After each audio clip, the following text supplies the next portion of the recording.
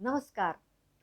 सालों की भटकन, सवालों की आग और अनगिनत निराशाएं, पर अंततः स्वामी दयानंद को मिला उनका मार्गदर्शक, उनका गुरु। यह घटना है मथुरा की, जहां तपस्वी संत स्वामी विरजानंद सरस्वती रहते थे। अंधे थे, पर उनके भीतर ज्ञान की ऐसी दृष्टि थी जो हजारों आंखों से भी अधिक स्पष्ट देख सकती थी। मूल शंकर उनके पास पहुंचे, सत्य की खोज में थके, पर भीतर की ज्वाला अब भी प्रज्वलित। विरजानंद ने पूछा, कौन हो तुम?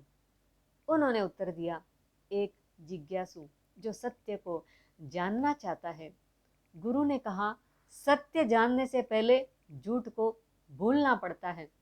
जो कुछ सीखा है उसे मिटाना पड़ेगा। यह वाक्य सुनकर मूल शंकर मौन रह गए। उनकी आत्मा ने कहा, हाँ, यही मेरा मार्ग है। कई वर्षों तक स्वामी दयानंद ने गुरु के सानिध्य में वेद, उपनिषद, व्याकरण, दर्शन और तर्कशास्त्र का गहन अध्ययन किया। यह केवल शास्त्र नहीं पढ़ते थे, हर श्लोक के अर्थ को जीवन में जीते थे। गुरु ने उन्हें बताया, वेद केवल पूजा पाठ की पुस्तक नहीं, यह विज्ञान, तर्क और सत्य का ग्रंथ है। यहीं से स्वामी दयानंद को मिला उनका जीवन मिशन, वेदों की और लौटो। गुरु का आशीर्वाद और मिशन की शुरुआत। जब शिक्षा पूर्ण हुई, स्वामी विरजानंद ने उन्हें विदाई दी, पर यह विदाई आशीर्वाद नहीं, आदेश थी। गुरु ने कहा, अब जाओ, भारत को अंधकार से बाहर निकालो, मूर्ति पूजा, कर्मकांड और अंधविश्वास से मुक्त करो, लोगों को सच्चे वेदों का ज्ञान दो। स्वामी दयानंद ने प्रणाम किया और उसी दिन से उन्होंने अपना जीवन सत्य प्रचार के लिए समर्पित कर दिया।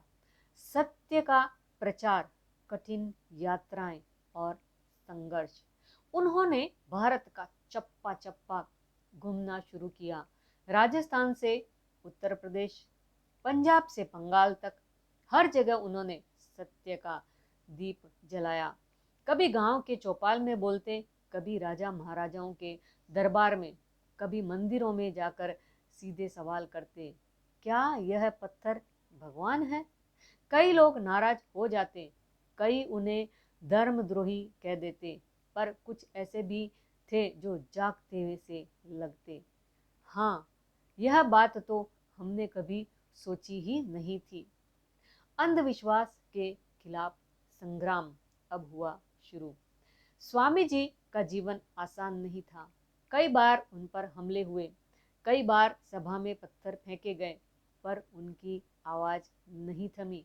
वह कहते, सत्य बोलो, चाहे जग तुम्हारा विरोध करे। असत्य की भीड़ में अकेला सत्य ही अमर रहता है। उन्होंने शास्त्रार्थ किए, कई प्रसिद्ध पंडितों से, मौलवियों से, पादरियों से, हर जगह उन्होंने तर्क और वेद के आधार पर जवाब दिए। कई बार अकेले होते हुए भी उन्होंने असत्य को झुकाया। सत्यार्थ प्रकाश की रचना।